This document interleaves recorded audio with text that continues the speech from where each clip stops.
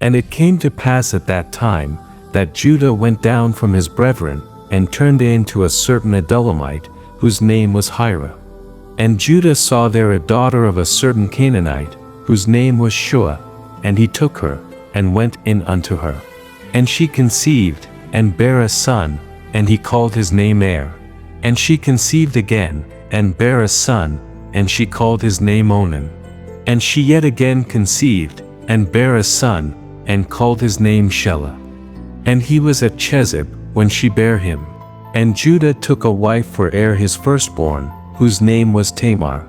And Er, Judah's firstborn, was wicked in the sight of the Lord, and the Lord slew him. And Judah said unto Onan, Go in unto thy brother's wife, and marry her, and raise up seed to thy brother. And Onan knew that the seed should not be his. And it came to pass, when he went in unto his brother's wife, that he spilled it on the ground, lest that he should give seed to his brother.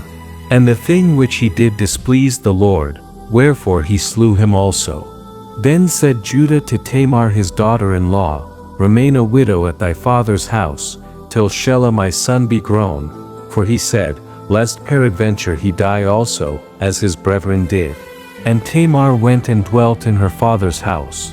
And in process of time the daughter of Shua Judah's wife died, and Judah was comforted, and went up unto his sheepshearers to Timnath, he and his friend Hira the Adullamite. And it was told Tamar, saying, Behold thy father-in-law goeth up to Timnath to shear his sheep. And she put her widow's garments off from her, and covered her with a veil, and wrapped herself, and sat in an open place, which is by the way to Timnath. For she saw that Shelah was grown, and she was not given unto him to wife. When Judah saw her, he thought her to be an harlot, because she had covered her face. And he turned unto her by the way, and said, Go to, I pray thee, let me come in unto thee. For he knew not that she was his daughter-in-law. And she said, What wilt thou give me, that thou mayest come in unto me? And he said, I will send thee a kid from the flock. And she said, Wilt thou give me a pledge, till thou send it? And he said, What pledge shall I give thee? And she said, Thy signet, and thy bracelets, and thy staff that is in thine hand.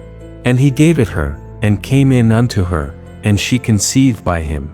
And she arose, and went away, and laid by her veil from her, and put on the garments of her widowhood. And Judah sent the kid by the hand of his friend the Adullamite, to receive his pledge from the woman's hand, but he found her not.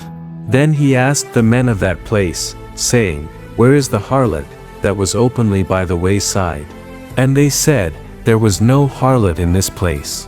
And he returned to Judah, and said, I cannot find her.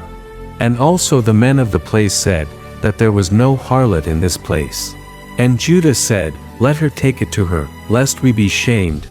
Behold, I sent this kid, and thou hast not found her. And it came to pass about 3 months after, that it was told Judah, saying, Tamar thy daughter-in-law hath played the harlot, and also, behold, she is with child by whoredom. And Judah said, Bring her forth, and let her be burnt.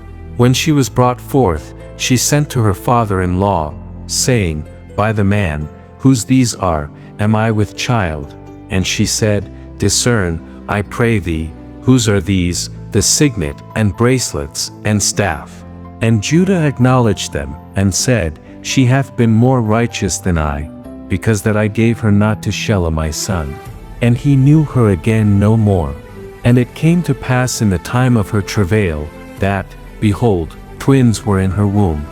And it came to pass, when she travailed, that the one put out his hand, and the midwife took and bound upon his hand a scarlet thread, saying, This came out first. And it came to pass, as he drew back his hand, that, behold, his brother came out, and she said, How hast thou broken forth? This breach be upon thee. Therefore his name was called Pharez. And afterward came out his brother, that had the scarlet thread upon his hand, and his name was called Zara.